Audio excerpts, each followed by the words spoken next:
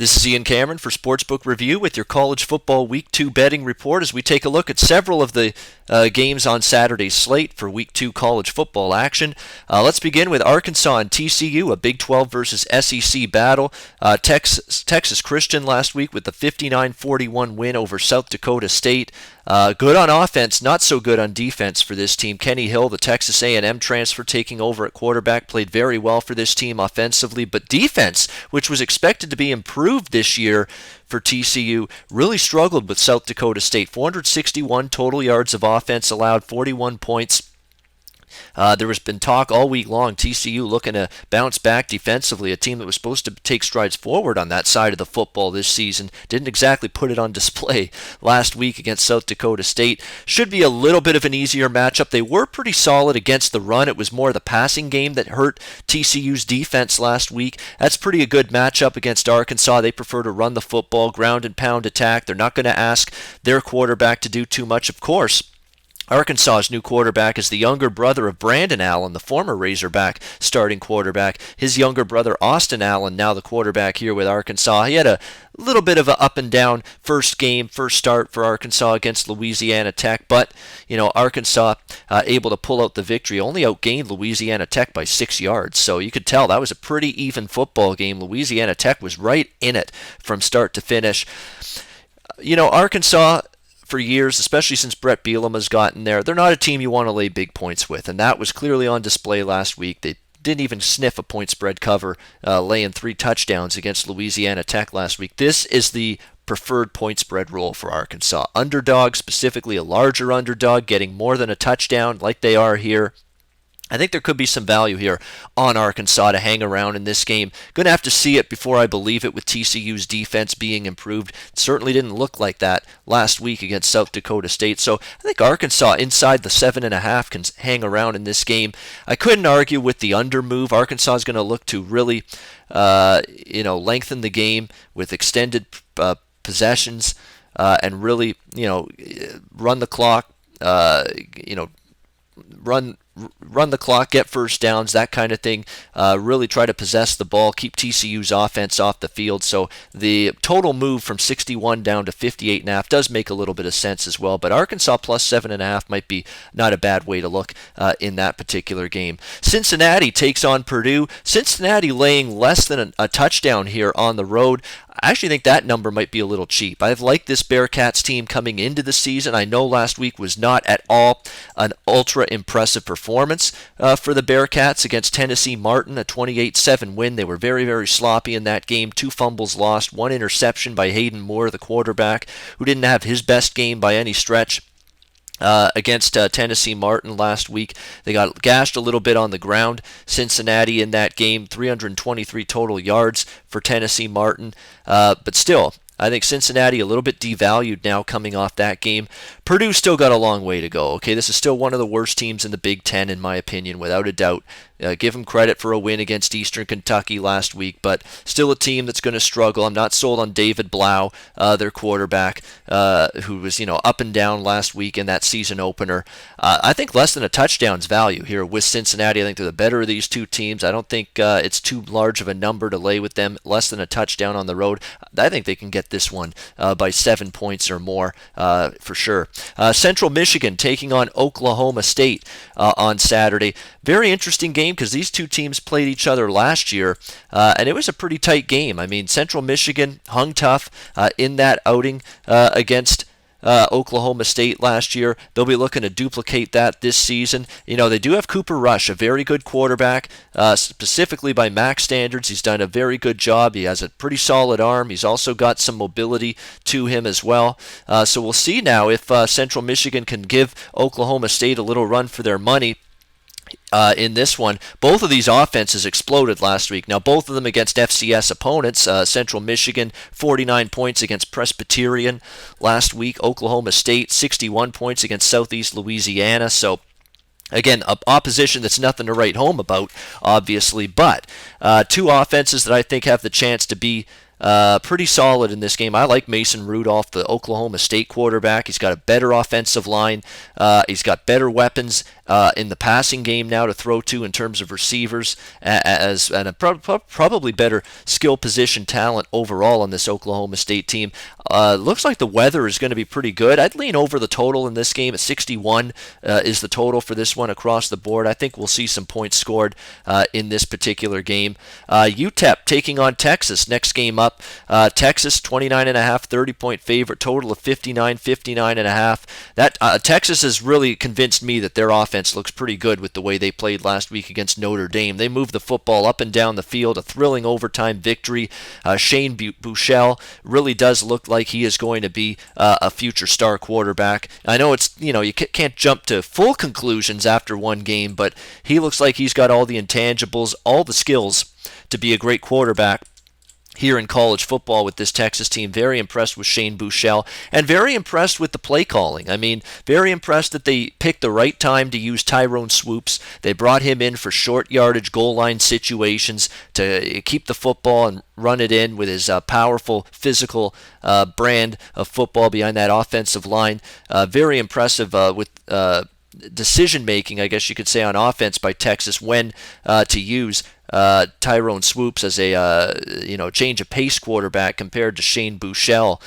So very, very impressive win for Texas. I think they can carry it over here offensively. UTEP's going to have a hard time getting stops. They're just outmanned at the point of attack. The question is UTEP going to be able to put up points? Last I read, their quarterback not going to play in this game. Their starting quarterback, Greenlee, got injured. He's likely not going to play now from what I've read. So it's going to be their backup making this start. So I had initially really liked the over in this game, 59.5, but now the late breaking news that UTEP may not have their starting quarterback here gives me a pause for concern here with that over recommendation. I'll lean to the over, but maybe not quite as strong as I did prior to that announcement. Obviously, one of the games we got to talk about, Virginia Tech taking on Tennessee at Bristol Motor Speedway in Tennessee. What do the Volunteers do? After just getting the absolute scare of a lifetime from App State last week, Appalachian State, hell of a performance by them, took Tennessee to overtime. And the scary part for Tennessee in that game, App State's defense blew up the line of scrimmage, okay? They did. Josh Dobbs had very little time to get rid of the football. The pocket was collapsing around him most of that football game. Nothing fluky. Tennessee's offense got used and abused in the trenches by Appalachian State. That's a concern for sure moving forward. Tennessee, obviously, in this game, maybe devalued a little bit after squeaking by App State in overtime, but not a heck of a lot. I mean, we're still talking about a team that's laying 11 and a half points in this game here at Bristol Motor Speedway, and it's worth noting, even though the football game is going to be in Tennessee still, it's not exactly a long trip from the Virginia Tech campus to get to Bristol Motor Speedway. So I would expect some Hokies fans to be there. Obviously, it's going to be a tougher task for Virginia Tech this week in this game. There's no doubt about that. We'll see how they fare. Justin Fuente, his first season as the new head coach, coming over from Memphis, bringing over his up-tempo, fast-paced offense here with him from Memphis to Virginia Tech. Gerard Evans, the new quarterback here for Virginia Tech, had a pretty solid debut against Liberty last week. We'll see if he can take it on the road here against a Tennessee defense that did play well against Appalachian State. Definitely the strength of the team was how they played last week in that overtime victory against App State. Still, I'm reluctant to lay doubles right now with Tennessee until I see how they play in this particular game. And don't forget, with Virginia Tech playing that up-tempo style, definitely a team that has backdoor potential to score quickly based on the type of offense they run. So I'll lean a little bit to Virginia Tech, although, going from Liberty to Tennessee, going to be a big challenge for them. I'm just not sold, though, yet on Tennessee laying this kind of price here in this game. Let's see what else we've got on the slate. Let's wrap it up with Washington State, Boise State. A very interesting game here because Boise State looked phenomenal last week. They couldn't have looked any better. They totally dismantled UL Lafayette in what was a bad travel situation going from Boise, Idaho to Louisiana, and they had to start that game noon Eastern time, 10 a.m. local time in Boise, Idaho. So that's like a 10 a.m. morning kickoff on the Boise State players' body clocks. didn't affect them one bit. They came out storming. They buried Lafayette in the first half. You could basically do the funeral at halftime. There was no coming back from the dead for Lafayette in the second half of that game. Boise State sat on the lead. And Washington State, conversely, did what they did last year.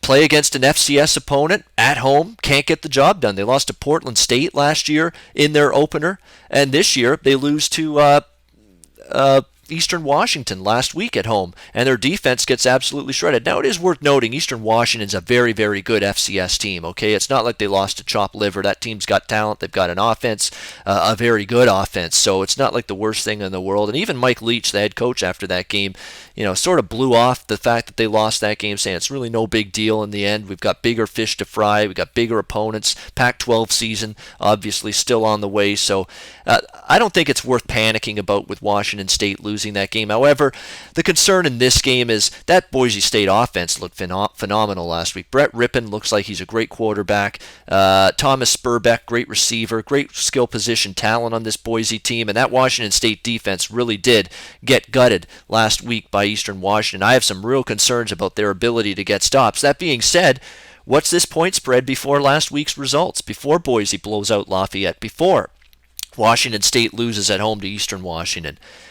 Maybe Boise's laying maybe 5 or 6, possibly 7 maybe? Less than a touchdown definitely is a potential that they could have been laying in this game. But now we're seeing them lay 10, 11 points in this game. And don't forget, Washington State, after losing the opener last year, they came on like gangbusters the rest of the season. They were very good in the road underdog role last year. They've still got a very good offense themselves, a great offense. In fact, Luke Falk, a very good quarterback. Gabe Marks back at receiver for this team. Tons of weapons, a good offensive line. They're going to struggle to get stops. There's no denying that. And that's a big reason why this total's also been pushed up. I actually did bet the over at the opener, 67.5, 68, all the way up to 74 now in most locations. But I definitely can't argue with anyone betting this game over the total left and right, because this should be an absolute shootout between these two teams. But I'd be careful about laying double digits here with Boise State. Does smell a little bit like an inflated number based on last week's results, and Washington State is in a point spread role here, the road underdog role, where they were quite good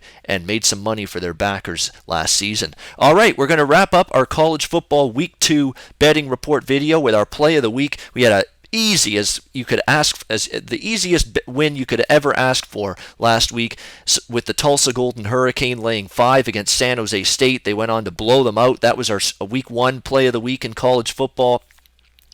And I don't do this often, but I'm going to stick with that same team for my week 2 play of the week. We're going to back Tulsa again, this time in a much different point spread role, this time against a much different caliber of opponent.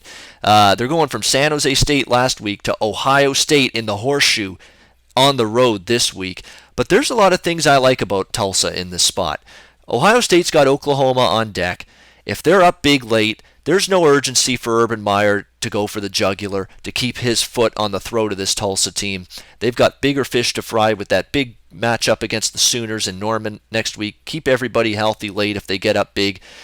And even if they do get up big, Tulsa's got the offense to really test Ohio State's defense. So Ohio State's still got a very young defense, a defense that lost a lot of talent from last year.